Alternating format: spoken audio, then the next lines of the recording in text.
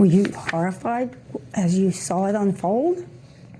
I wasn't horrified, I was frightened because I had never, ever seen Joe like that before or since.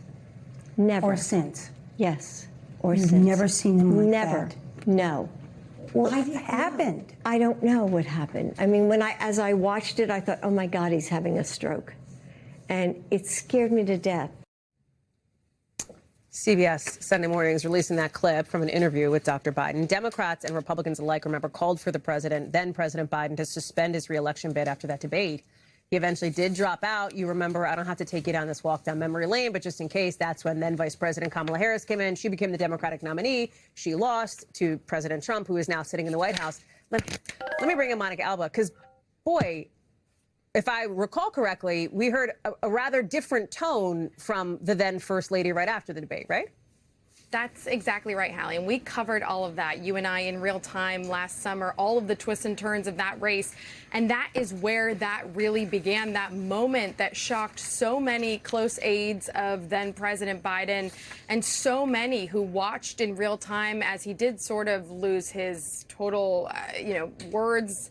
He stumbled over basic delivery lines. And at the time, those close to him said that he was suffering from a cold, that perhaps he had had too much back-to-back overseas travel, that he had not had enough time to actually participate in debate prep leading up to that. So to hear the former First Lady with that pretty fascinating revelation of what she was actually thinking at the time is quite a juxtaposition to what she said basically at the watch party after the debate and in the days after that, where they held rallies where they attempted to convince everybody that it was a moment that shouldn't be talked about, that shouldn't be worried about.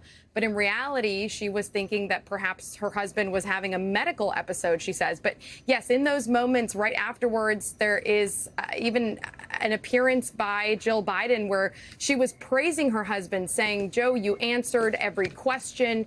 You were perfect. You got all your facts right on the stage. So really trying to, again, dismiss any of these concerns that now we are learning she actually did have and was experiencing privately, but has not revealed until now, Hallie. And I wonder, Mon, and I just want to, if you're okay with riffing for a second, you know how the show works, Always. but like the idea, because this is, that is looking backwards, right? Like she is being asked about something that happened previously and her memory and her assessment of it.